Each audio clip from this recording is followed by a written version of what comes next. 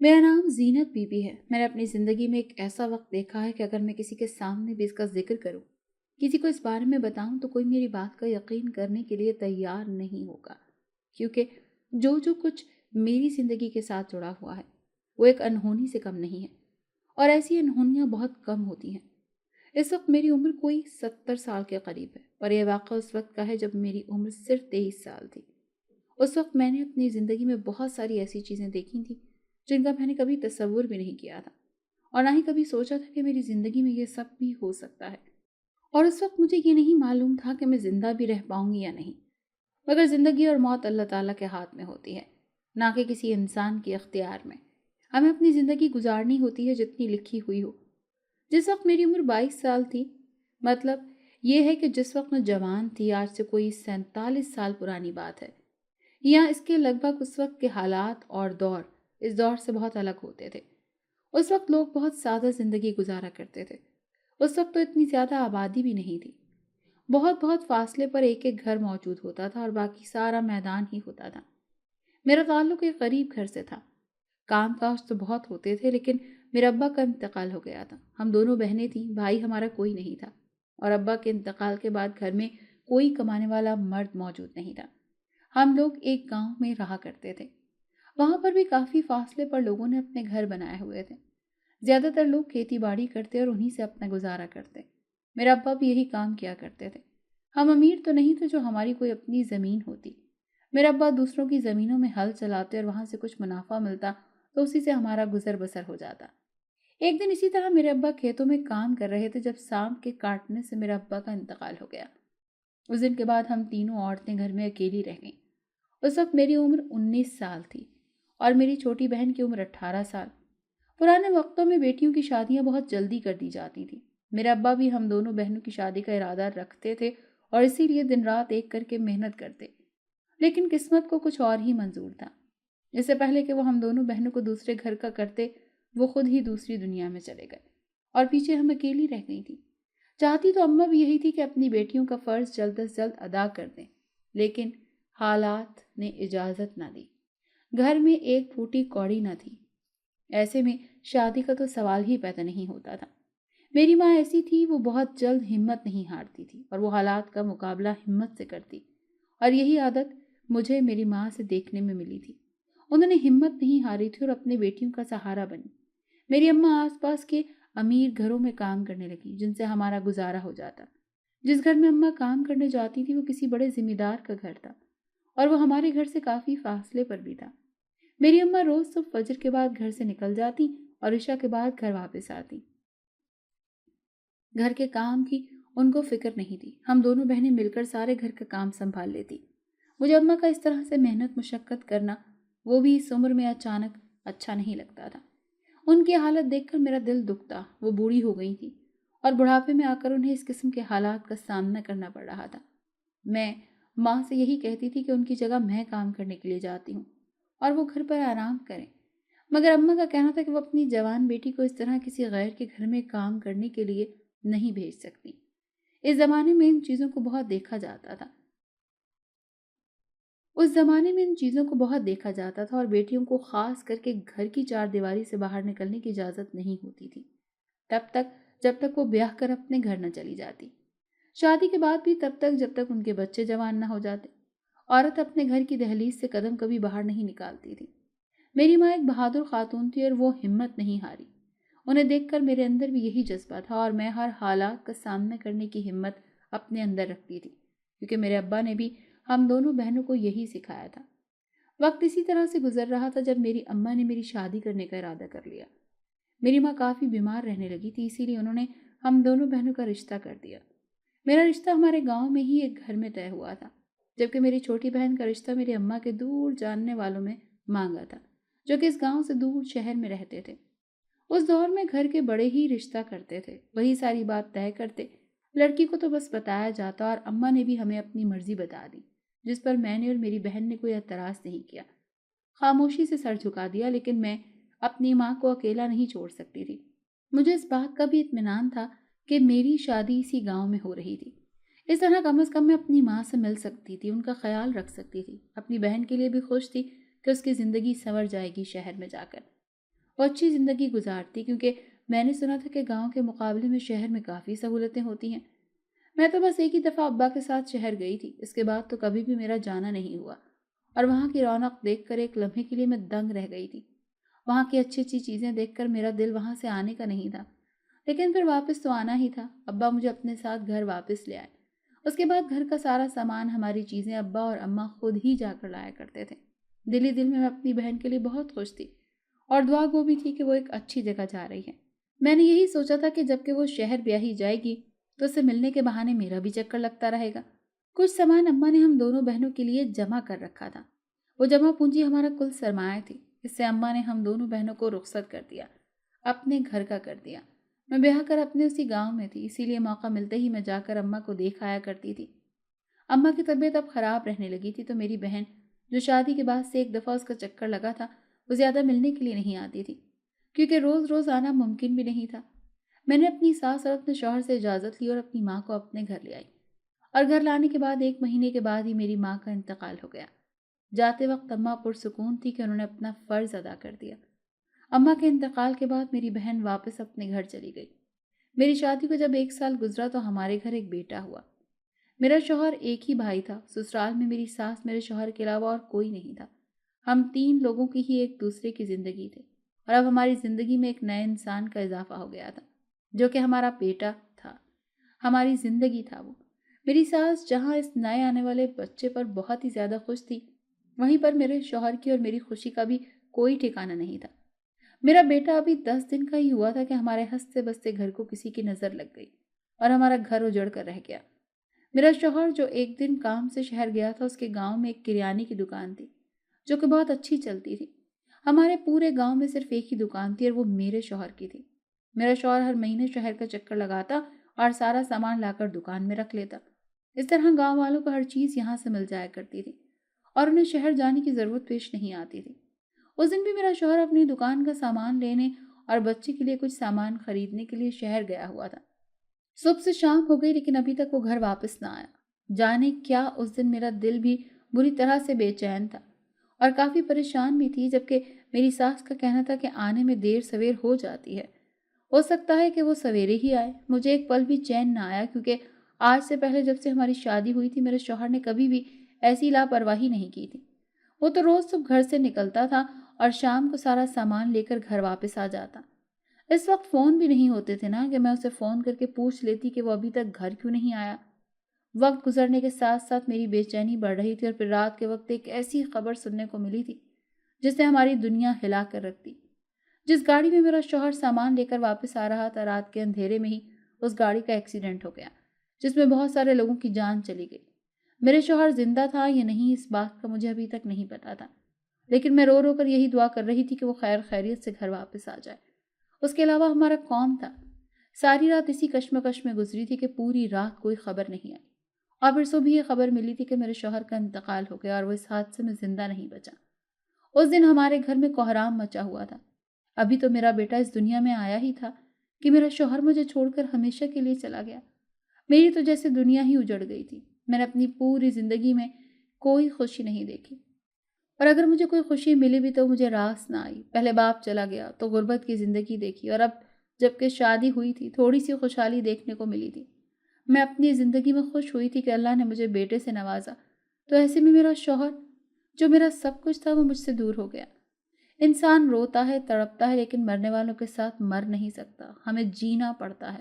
اور اب تو میرے پاس جینے کی وجہ بھی تھی۔ مجھے اپنے بیٹے کے لیے جینا تھا، اس کے لیے مجھے اپنے آپ کو سنبھالنا تھا، میں نے اپنی ساس کو سہارا دینا تھا، جبکہ حالات تو مجھے پوری طرح سے توڑ کر رکھ چکے تھے۔ مگر اس کے بعد بھی مجھے اپنی زندگی سے ہار نہیں ماننی تھی، کہ میرے اوپر 2 لوگوں کی ذمہ داری تھی، جو میرا شوہر جاتے ہوئے میرے کاندھوں پر ڈال کر چلا گیا۔ اب مجھے ان دونوں لوگوں کی ذمہ داری کو نبھانا تھا، اور جیسے کہ میں نے اپنی ماں سے ہارنا نہیں سیکھا تھا، مشکل حالات کا سامنا کرنا سیکھا تھا، اسی لیے میں نے ہمت نہیں ہاری اور حوصلے سے کام لیا۔ مجھے اپنی عدت پوری ہونے کا انتظار تھا۔ میں نے یہی سوچا تھا کہ جیسے ہی عدت پوری ہوگی مجھے کوئی نہ کوئی کام ڈھونڈ کر کرنا ہے، کیونکہ جس دوران میری عدت چل رہی تھی، میری ساس میرے شوہر کی دکان چلانے لگی۔ لیکن آخر کو وہ دکان بند کب تک چلتی؟ جب تک اس میں سامان موجود تھا تو میری ساس اسے چلاتی رہی۔ آنے والے دنوں میں اس کا مطلب سامان دے دیا کرتی، लेकिन अब आहिस्ता आहिस्ता दुकान खाली होने लगी और नया सामान लाने की ना तो हमारे पास पैसे थे और ना ही हम में से कोई शहर जाकर सामान खरीद सकता था, क्योंकि हम दोनों में से किसी को भी इस काम के बारे में कुछ भी मालूम नहीं था। लोग थोड़ी बहुत मदद कर दिया करते थे, लेकिन इस गांव में सारे ही बहुत कम हैसियत के लोग और गरीब तबका यहाँ पर आबाद था। ऐसे में अपने घर का चूल्हा जलाना उनके लिए खुद मुश्किल था, तो कोई हमारी कहाँ तक मदद करता। लोगों ने हमारी मदद की, लेकिन 3 लोगों की जिम्मेदारी कोई हमेशा के लिए तो नहीं उठा सकता। इसके लिए हमें खुद ही कुछ न कुछ करना था। जब तक मेरी इद्दत पूरी हुई तब तक हमारी दुकान बिल्कुल खाली हो चुकी थी और घर में खाने पीने के लिए कुछ भी नहीं था। जब भी मैंने कुछ सोचते हुए काम शुरू करने का फैसला किया, जैसे कि मैंने अपनी माँ को काम करते देखा था, उस दौर में पढ़ाई लिखाई तो इतनी ज़्यादा आम नहीं थी। हमारे गांव में तो दूर दूर तक कहीं स्कूल का नामो निशान तक नहीं था। इसीलिए मैंने कुरान की तालीम के अलावा दूसरी तालीम हासिल ही नहीं की और ना ही यहाँ पर कोई दफ्तरी काम होते थे कि जिनसे पैसे कमाए जाते। यहाँ तो बस यही काम थे कि घर में बैठकर कोई चीज़ बना ली जाए या फिर खेतों में जाकर काम कर लिया जाए, जो कि मर्द करते थे और हमारे औरतों के बस की बात ना थी। जिन औरतों के मर्द काम करते थे वो उनके साथ जाकर मदद करवा दिया करती थी, लेकिन एक अकेली औरत किसी का खेत इस तरह से लेकर उस पर काम नहीं कर सकती थी, इस तरह से बाहर काम नहीं कर सकती थी। इसीलिए मैंने भी अम्मा की तरह एक बड़े घर में काम करने का इरादा कर लिया। ये काम मेरे लिए सबसे ज़्यादा आसान भी था और यही काम मैं अकेली कर भी सकती थी। इसीलिए मैंने अपनी सास से इस बारे में बात की। वो भी मजबूर थी। उनका कहना था कि अगर मजबूरी न होती तो वो कभी भी मुझे घर से बाहर नहीं जाने देती। जबकि साथ ही साथ उनका ये भी कहना था कि मेरा बेटा छोटा है, ऐसे में मुझे अभी काम नहीं करना चाहिए। उनका कहना था कि मेरी जगह वो काम पर चली जाया करेंगे। लेकिन मुझे ये बिल्कुल भी गवारा नहीं था कि मेरी माँ की उम्र की औरत मेरी मौजूदगी में काम करें। पहले मेरी मजबूरी थी क्योंकि मैं गैर शादीशुदा थी, इसीलिए बाहर नहीं निकल सकती थी, जिसकी वजह से मेरी माँ को काम करना पड़ता था। लेकिन अब जबकि मेरी शादी भी हो चुकी है और अब तो मैं शादी के बाद बेवा भी हो गई थी, ऐसे में कोई भी मुझ पर उंगलियां ना उठाता। मुझे बाहर जाने से भी कोई नहीं रोक सकता था, क्योंकि सब जानते थे कि मेरा एक बेटा है जिसे पालने के लिए मुझे घर से बाहर निकलना ही पड़ेगा। इसीलिए मैंने अपनी सास से यही कहा कि उन्हें कुछ भी करने की ज़रूरत नहीं है, जो भी करना है वो खुद करूँगी। मेरे एक जानने वाले ने मुझे बताया था कि हमारे गांव से निकल लो तो कोई 1 किलोमीटर के फासले पर एक बहुत बड़ा घर, या फिर यूं कहा जाए कि एक हवेली की तरह बहुत बड़ा घर मौजूद है। उसका कहना था कि वहां पर बहुत सारी औरतें काम करने के लिए जाती हैं। उसने मुझे भी वहीं जाने का कहा। उसका कहना था कि वहां पर मुझे कोई न कोई काम जरूर मिल जाएगा। मैंने भी अगले ही दिन वहां जाने का इरादा किया। मेरा बेटा अभी सिर्फ 5 महीने का था, इसीलिए मैं उसे घर नहीं छोड़ सकती थी, क्योंकि अभी वो बहुत छोटा था। मैं अपने बेटे को दूध पिलाती थी, इसीलिए उसका मेरे साथ होना ज़रूरी था। मैं काम पर उसे भी अपने साथ ले गई, यही सोच कर के उसे दूध पिलाकर सुला दिया करूंगी और अपने सारे काम कर लूंगी। आते वक्त उसे अपने साथ ले आया करूंगी। जब मैं उस घर में गई तो वो वाकई बहुत बड़ी हवेली थी, जहाँ पर काफ़ी मुलाजमाएं काम करती थी। जब मैंने वहाँ की बड़ी मालकिन से अपने काम की बात की और उन्होंने मेरी गोद में छोटा सा बच्चा देखा, तो इनका पहला सवाल यही था कि इतने छोटे बच्चे के साथ मैं कैसे काम करूंगी। फिर मैंने उनको अपनी मजबूरी बताई, जिसे सुनकर थोड़ी देर के लिए वो खामोश हो गई। वो औरत मुझे अपने साथ एक कमरे में ले गई। उसका कहना था कि उन्होंने मेरे लिए एक बहुत ही आसान काम सोच लिया है। अगर मैं चाहूँ तो मैं वो काम कर सकती हूँ, जिससे ना तो मुझे कोई परेशानी होगी और ना मैं अपने बच्चे को अच्छी तरह से संभाल भी सकूंगी। मैंने बड़ी खुशी से काम पूछा। मैंने उनसे ये कहा था कि मैं सारे काम कर लेती हूँ, मुझे जो भी काम देंगी मैं कर लूँगी, लेकिन मुझे पैसों की ज़रूरत है, क्योंकि मेरे घर में खाने के लिए कुछ भी नहीं है। उस औरत का कहना था कि वो पैसे मुझे काम करने से पहले ही देने के लिए तैयार हैं। और जहाँ तक घर के राशन की बात है, तो उसका कहना था कि इस घर से मैं जो चीज़ चाहूँ अपने घर ले जा सकती हूँ, मुझे कोई नहीं रोकेगा। उसका कहना था मैं चाहूँ तो खाना भी यहाँ से लेकर जा सकती हूँ। इसके अलावा भी जो चीज़ मुझे लेनी हो मैं लेके जा सकती हूँ, लेकिन मुझे उनकी बात माननी होगी, जो मैं बड़ी तवज्जो के साथ सुनने के लिए बैठ गई। उस औरत का कहना था कि कुछ अर्सा पहले उसके बेटे के घर में बेटा हुआ है, लेकिन उसकी बहू का इंतकाल हो गया, जबकि उस बच्चे को दूध पिलाने के लिए उसकी माँ मौजूद नहीं है। उसका कहना था कि जिस तरह मेरा छोटा बच्चा है, जैसे मैं दूध पिलाती हूँ, बिल्कुल इसी तरह अगर मैं उनके पोते को भी दूध पिलाऊंगी तो मुझे इस काम के लिए पैसे देंगी। साथ साथ उनका ये भी कहना था कि ये काम इतना मुश्किल भी नहीं है, इसीलिए मुझे कोई परेशानी नहीं होगी। थोड़ी देर के लिए मैं तो सोच में पड़ गई थी कि ये कौन सा काम उन्होंने मुझे सौंप दिया है। और भी कुछ सोचते हुए मैंने अपने छोटे से बच्चे को रोता हुआ देखा, तो मुझे उस नन्हे से बच्चे का ख्याल आ गया। मैंने हाँ कर दी, जबकि उस औरत का कहना था कि मुझे उनके घर में ही रहना होगा, क्योंकि वो अपने बच्चे को हमारे घर नहीं ला सकती। मेरे लिए परेशानी की बात यह थी कि घर में मेरी सास भी थी, जबकि उनका कहना था कि वो मुझे और मेरी सास दोनों को अपने घर में रखने के लिए तैयार हैं। वो हमारी सारी ज़रूरियात पूरी करेंगी, लेकिन बदले में मुझे उनके पोते को अपना दूध पिलाना होगा। मैं घर वापस आ गई थी। फिर मैंने घर आकर अपनी सास से इस बारे में बात की। उनका ये कहना था, जो मेरी मर्जी होगी, उन्हें मेरी मर्जी पर कोई एतराज़ नहीं होगा। मैं जैसा करने के लिए कहूँगी वो मेरी बात मान लेंगी। पहले तो मैंने यही सोचा कि मुझे इस घर में जाकर नहीं रहना चाहिए, लेकिन जब घर के हालात देखती तो यही सोच रही थी कि वहाँ चले जाना चाहिए, क्योंकि पिछले 1 दिन से हमने खाना नहीं खाया था और हमारे घर में खाना मौजूद ही नहीं था। और वैसे भी ये तो नेकी का काम था। मैं किसी यतीम बच्चे के साथ भलाई करती, इसमें क्या ही हर्ज था। मैंने यही सोचा कि बच्चे को दूध पिलाने के साथ मैं घर के छोटे मोटे काम वगैरह भी कर दिया करूँगी, ताकि हमारा घर में रहना उन्हें बोझ ना लगे। यही सोचते हुए मैंने अपना सामान रखा, अपनी सास को अपने बच्चे का सामान बांधा और उन लोगों को वहाँ पर ले गई। इस बात से मुझे ये भी तसल्ली थी कि मेरी सास मेरे बेटे को संभाल लिया करेंगे और हम सब लोग एक ही साथ रहेंगे। मुझे आने जाने में भी कोई परेशानी नहीं होगी। मैं और मेरी सास वहाँ पर मौजूद थे। उस औरत ने हमें हवेली के कोने में बना एक कमरा दिया। उसका कहना था कि हमें यहीं रहना है और जिस चीज़ की भी ज़रूरत हो वहाँ से ले सकते हैं, जबकि उसका कहना था कि मुझे उस बच्चे के कमरे में ही रहना होगा। अगर मैं चाहूँ तो अपने बच्चे को भी साथ ले जा सकती हूँ, और फिर मैंने वैसा ही किया था। अपने बेटे को साथ लेकर उस औरत के बताए हुए कमरे में चली गई। हैरत मुझे उस वक्त हुई जब उसके कमरे में 1 नहीं बल्कि 3 बच्चे मौजूद थे, और मैंने हैरत से उस औरत की तरफ देखा, जबकि उसका कहना था कि उसकी बहू के 3 बेटे हैं और मुझे इन तीनों का ही ख्याल रखना है और तीनों को ही दूध पिलाना है, क्योंकि मैंने उस औरत से बात पहले ही की हुई थी और अब मैं तो उनके घर में आ गई थी। ऐसे में उसे मना नहीं कर सकती थी, इसीलिए अपने बेटे के साथ उन तीनों बच्चों को भी दूध पिलाने लगी। अभी कुछ ही दिन गुजरे थे कि वो औरत एक और बच्चा उठा कर ले आई। इस तरह 4 बच्चे मेरे पास मौजूद होते थे और 5वां मेरा अपना बेटा। मुझे बड़ी हैरत होती कि ये सब क्या हो रहा है। मेरी सास अपने कमरे में ही रहती, वो कभी कभार यहाँ का चक्कर लगा लेती, जबकि मैं इन बच्चों के साथ इसी कमरे में रहती और यहाँ रहते हुए मुझे उसका अंदाज़ा हो गया था कि ये कोई मामूली घर नहीं है। मुझे इस घर में अक्सर कुछ ऐसा महसूस होता जो आज से पहले मैंने कभी महसूस नहीं किया। मुझे ऐसा लगता कि ये घर आम घरों की तरह नहीं है, इसमें कुछ ऐसा है जो कि मेरी नज़रों से ओझल है। वो औरत हर दूसरे तीसरे दिन कोई नया बच्चा उठा कर ले आती और पुराने बच्चों में से एक बच्चा वापस ले जाती। ये बात मेरी समझ से बाहर थी कि ये सब क्या चल रहा है, लेकिन मैं खामोश रहती, देखती रहती कि आखिर ये हो क्या रहा है। मुझे रात को अक्सर नींद नहीं आती। इसकी वजह यही थी कि मुझे ऐसा लगता था कि रात को इस हवेली में काफ़ी चहल पहल होती है।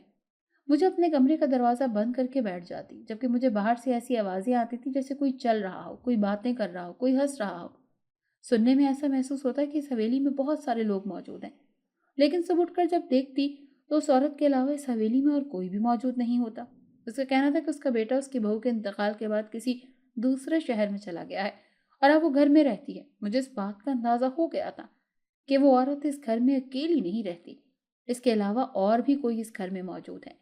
इस तरह 3 महीने गुजरे थे और जिन बच्चों को मैं अपना दूध पिलाया करती थी वो 3 महीने के हुए तो ये देखकर मेरे पैरों के नीचे से ज़मीन निकल गई कि मेरे देखते ही देखते वो बच्चे मेरे बराबर के हो गए, चलने लगे, और फिर अचानक से मेरी नज़रों से ऐसे ओझल हो गए जैसे यहाँ पर कभी बच्चा मौजूद ही नहीं था, जबकि वो औरत मेरे पास और बच्चों को ले आई थी।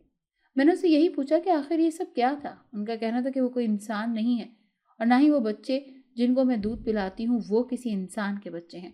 उनका कहना है कि उनका ताल्लुक जिन्नात से है और वो बच्चे भी जिन्नात के हैं। उस औरत की ये बात सुननी थी कि मुझे तो इस घर में खौफ महसूस होने लगा। मैंने यही कहा कि वो हमें इस घर से जाने दे, मुझे अब यहाँ पर कोई काम नहीं करना, जबकि उस औरत का कहना था कि मैं इस घर से तब तक नहीं जा सकती जब तक वो ना चाहे। उसका कहना था कि जब तक मैं उनके 100 बच्चों को दूध नहीं पिला देती मैं इस घर से कहीं नहीं जा सकती। ये बात कहकर वो औरत पहले मेरे सामने कमरे से बाहर निकल जाती थी। अब जबकि मुझे इसकी हकीकत मालूम हो गई तो मेरे सामने ही गायब हो गई। उसके बाद से मुझे इस घर में मजीद खौफ और डर महसूस होता। अब मुझे समझ आ गई थी कि रात को मुझे बाहर से जो आवाज़ें आया करती थी वो मेरा वहम नहीं बल्कि वाकई में इस हवेली में रात को चहल पहल होती थी और वो कोई और जिन्नात चलते फिरते रहते थे। मुझे इन सारी चीज़ों की आदत भी होने लगी थी और अब तो मुझे इन सारी चीज़ों की आदत भी होने लगी थी। अचानक से मेरे सामने कोई भी औरत आकर खड़ी हो जाती और मुझे बच्चा पकड़ाकर गायब हो जाती। पूरी की पूरी हवेली पुरस्रार किस्म की थी और मैं एक लम्हा भी यहाँ रहना नहीं चाहती थी। इसीलिए मैंने इस घर से भागने का इरादा कर लिया। मैंने अपनी सास को भी सारी हकीकत बता दी। जब उनका कहना था कि उन्हें भी पहले से इस हवेली पर शक हुआ था, क्योंकि मेरी सास कुछ दिनों के लिए हमारे घर गई थी। उनका कहना था कि वो अपने जानने वालों से मिलकर वापस आ जाएंगी। जब से वापस आईं तो वो चुप थीं। जब मैंने उनसे वजह पूछी तो खामोश हो गईं। उन्होंने मुझे कुछ नहीं बताया, लेकिन अब जबकि मैंने उन्हें यही बात बताई थी तो उनका कहना था कि वो भी मुझे एक बात बताना चाहती हैं, लेकिन कुछ सोचते हुए खामोश हो गईं कि कहीं ऐसा ना हो कि मैं डर जाऊं। उनका कहना था कि जब वो कुछ दिनों के लिए अपने घर रहने के लिए गई थी, अपने जानने वालों से मिली, तो सबने उनसे यही पूछा था कि हम लोग कहाँ चले गए। जब उन्होंने सबको बताया कि हम लोग एक बड़ी सी हवेली में रहने लगे हैं, जो कि हमारे इलाके से कोई आगे करके एक वीरान सी जगह पर मौजूद है, और उनकी हैरत का उस वक्त कोई ठिकाना नहीं रहा जब सब औरतों ने उन्हें कहा था कि वहां पर तो ऐसी कोई भी हवेली मौजूद ही नहीं। साथ साथ उनका ये भी कहना था बल्कि इस इलाके में तो दूर दूर तक कोई ऐसी हवेली नहीं है जिसका मेरी सास जिक्र कर रही हैं। हमारे गांव में एक औरत थी जो कि मेरी सास की बहुत अच्छी सहेली बनी हुई थी। वो यहाँ आसपास के सारे गांव को जानती थी क्योंकि उसका काम ही यही था। वो तावीज़ वगैरह करती थी जिसकी वजह से दूर से लोग उससे मिलने के लिए आते और अपने काम के लिए उसे अपने घर लेकर जाते। इसीलिए उसका बाहर काफ़ी आना जाना था और वहाँ के हर गांव हर इलाके से वो अच्छी तरह से वाकिफ थी।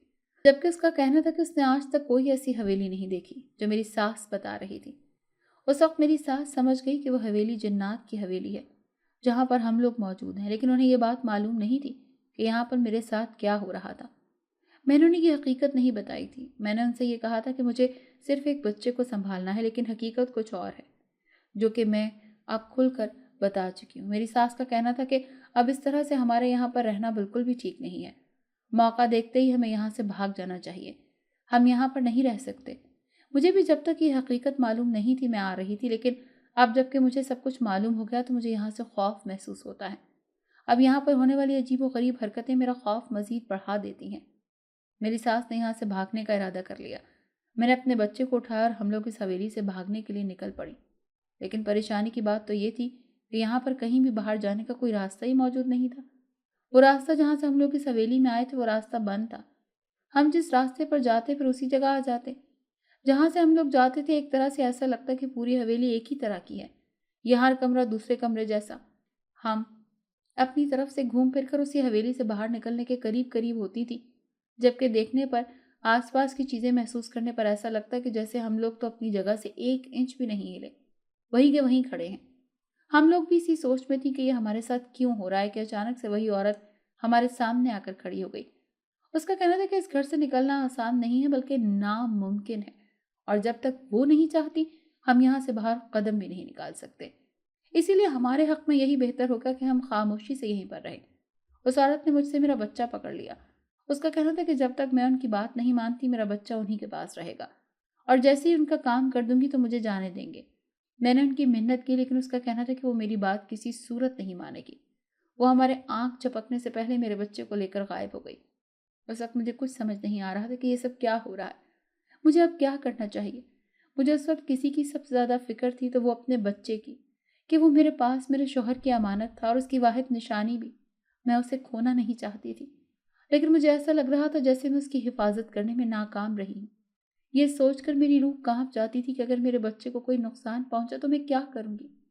उस औरत की बात मानते हुए उसके 100 बच्चों को दूध पिला चुकी थी, और जैसे ही वो बच्चे 3 माह के होते खुद ब खुद मेरे देखते ही देखते मेरे कद के बराबर हो जाते और एक लम्हे के पहले मेरी आंखों के सामने से गायब हो जाते। मेरे बेटे की कभी मुझे आवाज़ सुनाई दिया करती थी और कभी नींद में। कभी मुझे ऐसा महसूस होता जैसे वो मेरे पास ही है, लेकिन आंखें खोलने पर ऐसा लगता कि वो कहीं भी नहीं है। एक दिन इसी तरह मुझे अपने बेटे की आवाज़ सुनाई दे रही थी। वो रो रहा था। मैं उसकी आवाज़ सुनते सुनते अपने कमरे से बाहर निकली। उस वक्त मुझे कोई डर महसूस नहीं हो रहा था, क्योंकि इस वक्त मुझे सिर्फ अपने बच्चे की फिक्र थी। उसकी आवाज़ सुनते सुनते मैं घर के एक ऐसे कोने में पहुंच गई जो कि इस हवेली में बने तय खाने में बना एक कमरा था, जहां से एक हल्की सी लाल रोशनी निकल रही थी। वही औरत वहां पर किसी के सामने खड़ी थी। मैंने गौर से देखा तो वहां पर कोई बहुत बूढ़ी सी औरत बैठी हुई थी, जिसका हुलिया ऐसा था कि कोई भी इंसान देखे तो उसकी चीख निकल जाए। लेकिन मैंने अपनी चीखों को अपना हाथ रखकर वहीं पर दबा दिया। वो बूढ़ी औरत अपने सामने खड़ी औरत से, जो कि हमें यहाँ लेकर आई थी, उससे कह रही थी कि वो लोग बहुत जल्द अपने मकसद में कामयाब होने वाले हैं। उस बूढ़ी औरत का कहना था कि जैसा कि मुझे यहाँ रहते हुए 1 साल होने वाला है और मैं उनके 100 बच्चों को दूध पिला चुकी हूँ और अब सिर्फ 2 बच्चे बाकी रह गए हैं। उनका कहना था कि जैसे ही मैं उन 2 बच्चों को दूध पिलाऊंगी उसके बाद वो मेरे बेटे की जान ले लेगी, मेरे बेटे को मारकर अपने सारे बच्चों की जिंदगियों को महफूज कर लेंगी और फिर कोई भी उनके वारिसों को मार नहीं पाएगा। ان کا کوئی دشمن ان کے وارثوں کو نقصان نہیں پہنچا پائے گا، وہ زندہ رہیں گے۔ ساتھ ساتھ ان کا کہنا تھا کہ جب تک یہ سارا معاملہ ٹھیک نہیں ہو جاتا تب تک انہیں اس کو بھی اپنے قید میں رکھنا ہوگا، جو کہ یہ ساری سچائی جانتی ہے۔ کہیں ایسا نہ ہو کہ وہ ہمیں یہ ساری سچائی بتا دے اور ان کا سارا مقصد ادھورا رہ جائے۔ اس کا کہنا تھا کہ ایک دفعہ وہ اپنے مقصد کو پا لیں، اس کے بعد اس کے ساتھ بھی وہی سلوک کریں گے جس کی وہ حقدار ہے، جو اس کے ساتھ کرنا چاہیے۔ میں نے جو ان کے ساتھ اتنی بھلائی کی تھی، اب مجھے معلوم ہو گیا کہ وہ میرے بیٹے کو مجھ سے چھیننا چاہتے ہیں۔ اپنے بیٹے کی قربانی تو میں ہرگز نہیں دے سکتی تھی۔ مجھے کیسے بھی کر کے اسے بچانا تھا، اور پھر چاہے اس میں میری اپنی ہی جان کیوں نہ چلی جائے۔ مجھے اپنے بیٹے کی زندگی کو محفوظ کرنا ہی تھا۔ میں پیچھے نہیں ہو سکتی تھی اور نہ ہی ہمت ہار سکتی تھی۔ اب مجھے ان لوگوں کا مقصد پورا ہونے سے پہلے ہی اپنے مقصد کو حاصل کرنا تھا، اور وہ یہ تھا کہ اب مجھے اس راز کو جاننا تھا اور اس کو جڑ سے ختم کرنا تھا کہ آخر اس کے پیچھے کیا کہانی تھی اور یہ معاملہ کہاں سے شروع ہوا تھا۔ اس کے لیے ضروری تھا کہ میں اس عورت سے ساری حقیقت جانتی جس کے بارے میں وہ دونوں بات کر رہی تھی۔ اس وقت میں خاموشی سے اپنے کمرے میں واپس آ گئی، لیکن مجھے ایک لمحے کا سکون نہ ملا۔ میں جانتی تھی کہ دن کا وقت ہی ایسا ہوتا ہے جب سارے جنات یہاں موجود نہیں ہوتے، وہ اپنے اپنے کاموں میں مصروف ہوتے ہیں۔ ان لوگوں کی محفل رات کو لگتی ہے اور وہ رات کو یہاں پر آیا کرتے ہیں۔ ایسے میں دن میں میرے پاس موقع تھا کہ پوری حویلی گھوم کر اس عورت کو تلاش کر سکتی جو کہ ساری حقیقت جانتی تھی۔ میں نے وہ رات کس طرح گزاری یہ میں ہی جانتی تھی، اور اگلی صبح میں نے پوری حویلی میں اس عورت کو ڈھونڈنا شروع کر دیا۔ اس دن میں سب سے چھپ چھپا کر اس کمرے میں گئی جہاں پر رات کو اپنے بچے کی آواز سنتے ہوئے پہنچ گئی تھی۔ اب یہاں تو یہ ہونا تھا کہ اپنے بچے کو بچا لیتی یا پھر اس عورت کو اس بارے میں معلوم ہو جاتا کہ میں ساری حقیقت جان گئی ہوں، تو وہ مجھے بھی جان سے مار دیتی۔ اسی لیے میں اپنے بیٹے کو بچانے کے لیے کسی بھی حد تک جانے کے لیے تیار تھی۔ میں نے ہمت کی اور کمرے میں پہنچ گئی۔ وہاں پر ہلکی سی روشنی تھی۔ اب وہاں پر نہ تو وہ بوڑھی خاتون موجود تھی اور نہ ہی کوئی اور، جبکہ ایک سائڈ پر ایک عورت کو باندھا گیا تھا۔ اس کے سامنے ایک لوہے کا پنجرا تھا اور اس طرح کی دیوار بنائی گئی تھی۔ میں سمجھ گئی کہ یہ وہی عورت ہے جسے انہوں نے قید کر کے رکھا ہوا ہے۔ میں فوراً اس کے پاس گئی اور میں نے اس کو بتایا کہ میں کون ہوں اور کس طرح سے میں نے ان کی بات سنی تھی۔ اب مجھے اس کی حقیقت جاننی تھی تاکہ میں اس چیز کا کوئی حل نکالتی یا پھر وہ مجھے کوئی حل بتا دیتی۔ اس عورت نے مجھے بتایا کہ وہ ایک جادوگرنی ہے جسے انہوں نے اپنے پاس قید کر کے رکھا ہوا ہے۔ اس نے مجھے بتایا کہ اس نے ماضی میں غلطی کی تھی جس کی سزا اسے اب تک مل رہی ہے۔ اس نے مجھے بتایا کہ جنات کے دو قبیلوں میں آپس میں جھگڑا ہو گیا تھا، جس کی وجہ سے ان کے ایک قبیلے نے دوسرے سے بدلہ لینے کے لیے ان پر جادو کروایا تھا۔ انہوں نے بہت ساری جادوگرنیوں کو اکٹھا کر کے یہ عمل کیا تھا، اور وہ عمل یہ تھا کہ اس قبیلے کے جنات کے ہاں جو بھی اولادیں ہوا کریں گی وہ 3 مہینے کے اندر ہی مر جایا کریں گی۔ وہ لوگ اصل میں ان لوگوں کی طاقت کو کمزور کرنا چاہتے تھے، اسی لیے انہوں نے یہ سب کچھ کیا تھا۔ ان کا کہنا تھا کہ اس جادو میں وہ بھی ان سب کے ساتھ شامل تھی، جبکہ جیسے ہی انہیں اس بارے میں خبر ہوئی تو انہوں نے اس جادوگرنی کو اپنے پاس قید کر لیا اور اس سے سارا کچھ پوچھا کہ کس طرح انہوں نے وہ جادو کیا تھا اور اس کا توڑ کیا تھا۔ اس جادوگرنی کا کہنا تھا کہ اس نے انہیں جادو کا توڑ بتا دیا تھا۔ ان کا کہنا تھا کہ جیسے ہی انہیں اس جادو کا توڑ بتائیں گے وہ اسے یہاں سے رہا کر دیں گے، اور اس جادو کا توڑ یہی تھا کہ کوئی انسان، کوئی عورت اس کے 102 بچوں کو اپنا دودھ پلائے گی، اور اس کے بعد اس کے بچے 3 مہینے کے بعد زندہ رہیں گے اور بڑے ہو جائیں گے، اور پھر اس کے بعد اگر وہ اسی عورت کے بچے کو مار دیں گے تو اس سے یہ ہوگا کہ ان جنات کی اپنی اولادیں جنہیں اس عورت نے دودھ پلایا ہوگا وہ ہمیشہ کے لیے امر ہو جائیں گی اور انہیں کوئی طاقت ختم نہیں کر پائے گی، اور اب وہ یہی کرنے کے چکر میں ہیں۔ اس جادوگرنی کا کہنا تھا کہ سارا راز جان کر بھی انہوں نے اسے رہا نہیں کیا، جبکہ اپنا مقصد پورا ہوتے ہی وہ اسے بھی اس کے انجام تک پہنچا دیں گے، اسے بھی مار دیں گے۔ مجھے واقعی میں پریشانی ہونے لگی تھی جب میں نے اس سے جادوگرنی سے اس کا حال پوچھا۔ میں نے یہی کہا تھا کہ کوئی تو طریقہ ہوگا جس سے میں اپنے بچے کی جان بچا سکتی ہوں، جبکہ اس کا کہنا تھا کہ ایک طریقہ ہے لیکن وہ بہت مشکل ہے، وہ آسان نہیں ہے، اس نے نہیں لگتا کہ وہ یہ طریقہ کر سکتی ہے۔ میں نے اسے یہی کہا تھا کہ میں سب کچھ کرنے کے لیے تیار ہوں، وہ بس مجھے طریقہ بتائے۔ جب اس نے مجھے بتایا کہ جو بچے آخری دور رہ گئے ہیں انہیں اگر میں اپنا دودھ پلانے کے بجائے وہ لال شربت پلا دوں جو کہ اس جنزادی کے کمرے میں موجود ہے جو مجھے یہاں پر لے کر آئی ہے، تو یہ معاملہ یہیں پر ختم ہو جائے گا، یہ سارا کچھ ختم ہو جائے گا، جس سے میں بھی ان کے چنگل سے آزاد ہو جاؤں گی اور جہاں چاہے اپنی مرضی سے چلی جاؤں گی۔ میں نے اس کی بات مان لی۔ میں نے اسے یہی کہا تھا کہ میں بچوں کو دودھ پلانے کے بجائے وہ لال شربت پلانے کے لیے تیار ہوں، جبکہ اس جادوگرنی کا کہنا تھا کہ یہ کام اتنا بھی آسان نہیں ہے۔ وہ شربت مجھے उस जिनजादी के कमरे से बाहर लाना होगा और उसको इस बारे में जरा सा भी इल्म हो गया तो मेरे बच्चे की जान तो लेगी ही, साथ में हम दोनों को भी मार डालेगी।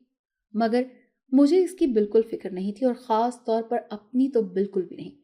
वैसे भी अपने बेटे के बगैर मैं जिंदा रहकर क्या कर सकती थी। ऐसे में मुझे अपनी मौत भी कबूल थी, लेकिन मुझे अपने बेटे को हर हाल में आज़ाद करवाना था। और मैंने ठान लिया था कि रात को जैसे ही दो औरतें बच्चे मेरे पास लाएंगी और मुझे पकड़ाकर चली जाएंगी, उस जादूगरनी के मुताबिक वो सारे जिन्नात रात को एक साथ इकट्ठे होते हैं और तकरीबन पूरी रात ही उनकी महफिल चलती है। ऐसे में मेरे पास अच्छा मौका था कि मैं उसके कमरे से वो लाल शरबत ला सकती थी। मैंने अपना हुलिया थोड़ा सा बदला और दबे कदमों उस कमरे में पहुंच गई। बहुत कोशिश के बाद भी वो लाल शरबत मुझे कहीं दिखाई न दिया, और फिर टेबल के एक कोने में मुझे एक बोतल नजर आ गई जिसमें लाल रंग का शरबत था।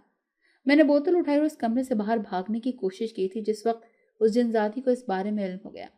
जब वो मेरे पीछे आई, उसने वो बोतल मुझसे छीनने की पूरी कोशिश की, लेकिन मैंने भी उस बोतल को अपने से अलग नहीं किया और उसे जल्दी से खोलकर शरबत उन दोनों बच्चों के मुंह पे लगा दिया। वो शरबत उनको पिलाने की देर थी कि वो जिनजादी अपने आप ही वहां से गायब हो गई और बाहर भी सन्नाटा हो गया, जैसे यहाँ पर कोई मौजूद ही ना हो।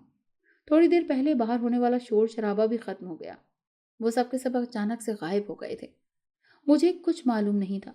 मैं फौरन से वापस उस कमरे में गई। मैंने अपने बच्चे को वहां से उठाया। वो जादूगरनी भी वहां से रिहा हो गई थी। उसका कहना था कि मैंने कर दिखाया ये काम। इतना आसान नहीं था, लेकिन मैंने कर लिया। मुझे जल्द अज जल्द इस महल से निकलना था। उस जादूगरनी का कहना था कि हमें जल्द से जल्द यहाँ से निकलना होगा, वरना ये महल टूटने लगेगा, क्योंकि उनकी ताकत खत्म हो चुकी है। मैंने अपनी सास अपने बेटे को लिया और घर से बाहर आ गई। हम लोग बाहर आकर खड़े हो गए थे। देखते ही देखते सारा महल तबाह हो गया। अब हमारे पास कोई भी ठिकाना नहीं था। जब उस जादूगरनी ने जाते जाते मुझे एक पोटली दी। उसका कहना था कि मैं उसकी जान बचा चुकी हूँ, इसलिए वो इनाम के तौर पर मुझे ये दे रही है। इसमें बहुत कीमती सामान है, इसमें जेवरात हैं, और मैं इस पोटली को खोले बगैर जितने चाहूँ उससे जेवर निकाल सकती हूँ और इसको बेचकर अपना और अपने बच्चे का खर्चा उठा सकती हूँ। वो जादूगरनी वो पोटली मेरे हाथ में थमाकर वहां से गायब हो गई, और अब मैंने अपनी सास को लिया और अपने बच्चे को लेकर शहर आ गई। उस जादूगरनी की दी हुई पोटली हम लोगों का सहारा थी, जिसने हमारे हालात बदल दिए। और फिर वक्त इसी तरह से गुजरता गया। मैंने अपने बेटे को अच्छी तालीम दिलवाई, अच्छी पढ़ाई लिखाई कराई, अपने बेटे को एक आला अफसर बनाया। आज मेरे बेटे के भी 3 बेटे हैं और एक सबसे छोटी बेटी है। हम लोग अपनी जिंदगी में बहुत खुश रहते हैं। मैंने अपने बेटे की शादी शहर में रहने वाली अपनी बहन की बेटी से कर दी थी, और अब हम लोग सुकून से अपनी जिंदगी बसर कर रहे हैं। वो पोटली आज भी मेरे पास मौजूद है, लेकिन अब मुझे इसमें से जेवरात निकालने की ज़रूरत पेश नहीं आती, क्योंकि अब अल्लाह का दिया हमारे घर में सब कुछ मौजूद है। लेकिन मैं लोगों की मदद करने के लिए कभी कभार उस पोटली में से जेवरात निकाल लेती हूँ। मेरे बेटे ने हर चीज़ को अच्छे तरीके से संभाल लिया है। मैं जैसी ज़िंदगी उसको देना चाहती थी मैंने दे दी थी। आज भी ये वाक़या, ये कहानी, ये दास्तान मेरे साथ जुड़ी हुई है। मैंने हिम्मत नहीं हारी। अगर उस वक्त मैं हिम्मत हार जाती तो आज शायद हम में से कोई भी जिंदा ना होता। मैंने अपने बेटे की हिफाजत की थी, बल्कि जिंदगी देने वाला अल्लाह ताला है। लेकिन हम इंसान वसीला बन सकते हैं, जिस तरह मैं वसीला बनी थी। मैंने अपनी पूरी जिंदगी में एक बात सीखी है, और मैं बाकी लोगों को भी यही बात सिखाती हूँ कि सबसे ज्यादा ताकतवर माँ होती है। जितनी ताकत एक माँ के अंदर पाई जाती है, शायद ही दुनिया की किसी भी औरत में या किसी भी मखलूक में पाई जाती हो। एक माँ जब अपने बच्चे के लिए लड़ने निकलती है तो वो बेखौफ होकर हर चीज से टकरा जाती है। कोई जिन्नात और कोई जादू उसका रास्ता नहीं रोक सकता।